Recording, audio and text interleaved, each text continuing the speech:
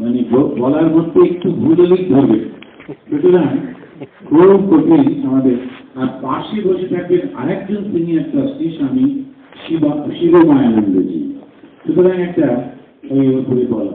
তারপরে অদ্বৈত আশ্রমে একটা বক্তৃতা, আবার যেখানে ঠাকুরের সেই কল্পতরু হয়েছিল সেই কাশীপুর উদ্যান পার্টিতে 1 তারিখে একটা প্রিপারেশন আনি বলে আমি ভাবছিলাম, কিন্তু উনি বললেন না আপনাকে যেতেই হবে। আসার পর আপনাদের সবাইকে দেখে আর এত আতিথেয়তা পেয়ে খুব ভালো লাগছে। বিশেষ করে এই জায়গাটি এর সঙ্গে একটা এত স্মৃতি জড়িয়ে রয়েছে আমার। আর যত মানুষের বয়স বাড়ে তত তার পুরনো স্মৃতিগুলো সব আসে। তা মনে পড়ছিল যে আমি আর আমার একজন বন্ধু বেড়াতে এসেছিলাম, এসে বাস থেকে নেমে আমার বন্ধুটি সাধুদের একদম দেখতে পারে না, আমার আবার ছোটবেলা থেকে সাধু দেখতে বেশ ভালো লাগে। তো দুজনে বিপরীত। ও বলল যে রামকৃষ্ণ মিশনে যাবো না, ওখানে সাধুরা থাকি, গেলেই মন্ত্রযন্ত্র দিয়ে গোলমাল করে।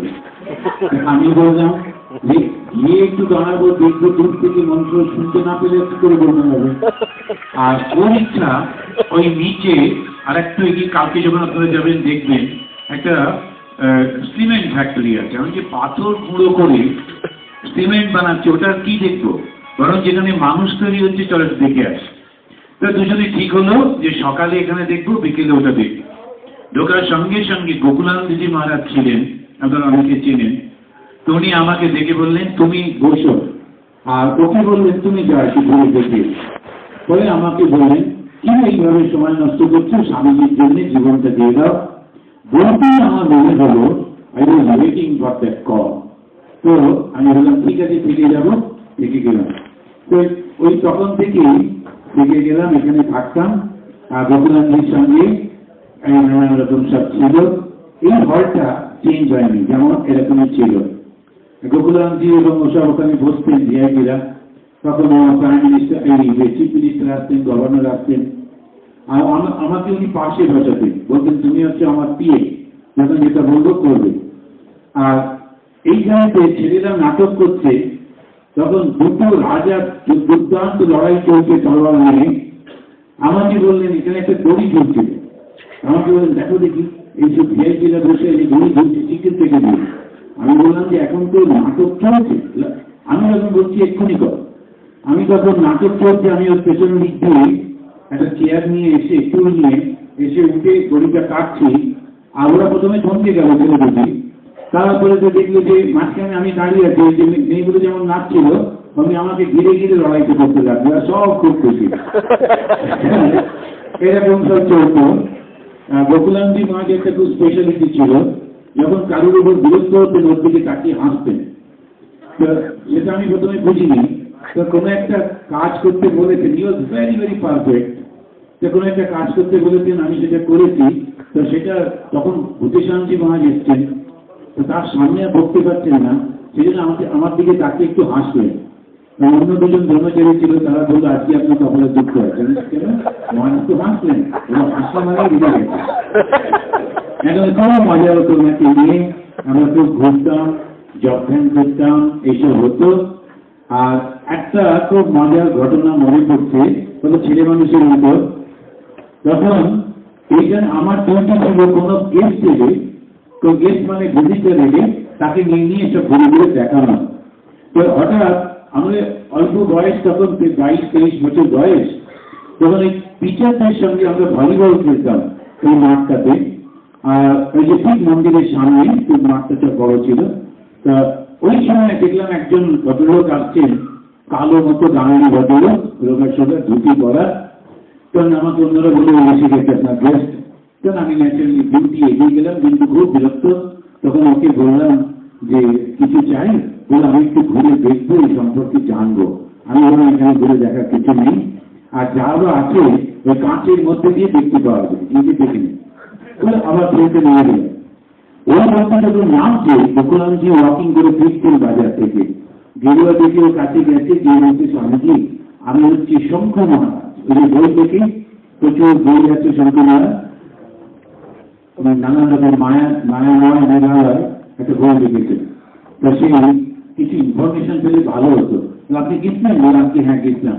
একজন ব্রহ্মচারী বলে হ্যাঁ সাদা কাপড় পরা একটি ছেলে এলো, এসে বলে এখানে দেখার কিছু নেই। বলে বলেন কি আর চলুন আমার সঙ্গে, বলে আবার ওকে নিয়ে এসছে। এসে যখন ওই নাচের ওই কোনাটি ঢুকছে, আমাকে দেখে অন্য দুজন মন্দির করে এলে লোকটি আবার আসছে। আমি দেখলাম বললাম কি আসতেন খুব রেগে থেকে বসবেন সবার সামনে। কিছুদিন আগে উনি বলেছিলেন যখন কেউ ধ্যান করবে, যতই কাজ থাক ওকে ডিস্টার্ব করবে না, ডাকবে না, সেটা মনে পড়ে। যখন আমি সামনে মন্দির, আমি দৌড়ে মন্দিরে ঢুকছি, আর ওখানে উনি পেছন থেকে বলছেন দাঁড়াও কথা আছে, কিন্তু আমি আর কথা না শুনে দৌড়ে গিয়ে বসে ধ্যানে বসে গেলাম। উনি মন্দিরের দরজা এসে বললেন ধ্যান ভাঙলে দেখা করুন। মজা হতো। তো সেদিন রাত্রি 9টা পর্যন্ত আমার ধ্যান ভাঙছে না, আর হাতে চর্চা করছে। আর একজন নেপালি দারোয়ান ছিল মহারাজে, তাকে মহারাজ বলছেন দেখে এত ইচ্ছে করে আমাকে ভয় দেখাচ্ছেন। আর ও ঘট মাটি যে কাঠের মেঝে তো গরম গরম করতে করতে এসে আমার মুখটা দিকে বলছে আঁখি বন্ধ হ্যাঁ। এইসব চলতো। এই যে আশ্রমটা, এই আশ্রমটা গৌরবটা ছিল কিন্তু দীর্ঘকাল আগে। এখানে একজন স্বামীজি ছিলেন, তিনি তার খুব অল্প বয়সে, এই আপনারা কালকে যাবেন অনেকেই, সেলাতে যাবেন, সেলাপুঞ্জি, তারপরে বাংলাদেশ সিলেট ডিস্ট্রিক্ট, ওখানে থেকে উনি হেঁটে হেঁটে আসতেন। ওনার নামও ছিল প্রভানন্দ, স্বামী প্রভানন্দ। হেঁটে হেঁটে আসতেন, এসে সেলাতে উঠতেন।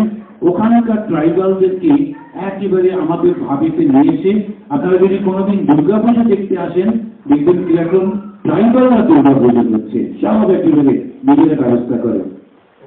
ওখান থেকে হাঁটতে হাঁটতে চেরাপুঞ্জিতে আসতেন, আর এইখান থেকে হাঁটতে হাঁটতে শিলং যেতেন। এই আশ্রমগুলো গড়ে তুলেছিলেন। এত হাঁটাহাঁটি, এত কষ্ট করে অতি অল্প বয়সে তার টিবি হয়ে গেছিল, তারপরে তার শরীর চলে যায়। 37 ইয়ার্সেই তিনি শরীর ত্যাগ করেন। এত ইয়াং ছিলেন, এত পরিশ্রম করেছেন, কিভাবে কতজন যে আত্মবলিদান দিয়েছেন ভাবা যায় না। একটা মুভমেন্টকে এগিয়ে নিয়ে যাওয়া। ভূপেশানন্দজি মহারাজের ছিলেন, উনিও হাঁটতে হাঁটতে একবার আসছিলেন।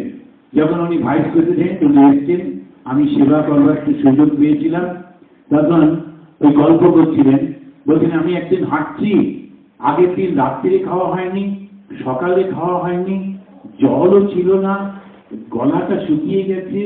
তারপরে উঠতে উঠতে, পাহাড়ে উঠতে উঠতে এমন টায়ার্ড হয়ে গেছি, একটা জায়গায় এসে একটু গাছের তলায় বসে পড়লাম। তারপরে কখন ঘুমিয়ে পড়েছি।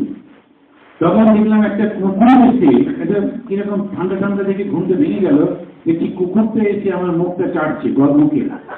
তখন আমি উঠে বললাম ওরে এখনো মরিনি, তোরও খিদে আমারও খিদে, কিন্তু হবে না, তোরও খাওয়া হবে না, আমার তো নেই। এখন মজা করতেন, কিন্তু অসংখ্য পরিশ্রম করেছিলেন। ভূপেশানন্দজি মহারাজ এখানে ছিলেন। অনন্তম মহারাজ বলে একজন মহারাজ ছিলেন, যার সময় এত স্কুল হয়েছিল।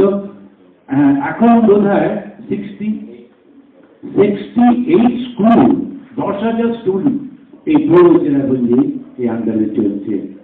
বকুলানন্দজি মহারাজ এসে ঘুরে ঘুরে সব দেখতেন, খুব একেবারে সুন্দর এসব চলেছিল। আমার এইখানে এই জয়নিংয়ে খুব স্মৃতিগুলো মনে পড়ছে, আর খুব মনে থাকবেও। আমি এই মহারাজকে খুব ধন্যবাদ দিই, কেননা উনি আমাকে এত সম্মান দিয়েছেন, সুযোগ দিয়েছেন। আর ওই জিনিসগুলো আবার মনে পড়ছে, মহারাজদের কথাগুলি। তবে শেষে যে কথাগুলি বললেন ওটা খুব জরুরি আমার পক্ষে। এখন একটু সময়ের অপেক্ষা, আমেরিকা এখন খুব কঠিন হয়ে গেছে যাওয়া। তাছাড়া আমার যে ভিসাটা সেটা হচ্ছে প্রিচার ভিসা, যারা ওখানে ধর্ম প্রচার করতে যাবে সেই জন্য এই ভিসাটা পেতে খুব দেরি হয়। তাছাড়া পার্মানেন্ট ভিসা আর ফিরতে হবে না ইত্যাদি। তো ওখানে যে যাব, হয়তো 1-2 মাস 3 মাস যেমনই হোক, যাবার পর কিন্তু এই আপনাদের খুব শুভেচ্ছা চাই, প্রার্থনা চাই। কেননা ওই জায়গাটা সম্পূর্ণ অন্য রকম। এখন আবার নতুন করে বয়স তো হলো, আবার একটা নতুন জিনিস নিয়ে চলতে হবে। তবে খুব একটা অন্য ভাব আসছে, যেখানে স্বামীজি প্রথম আমাদের বেদান্তের ফ্ল্যাগটা পুঁতেছিলেন ভারত থেকে গিয়ে পৃথিবীর শ্রেষ্ঠ দেশের বুকে ওইখানেতেই যাব, আর ওই ফ্ল্যাগটা ক্যারি করবার জন্য স্বামীজি যেন আমায় শক্তি দেন, এই প্রার্থনা করছি। আপনারাও আমার জন্য প্রার্থনা করবেন। জয় ঠাকুর, জয়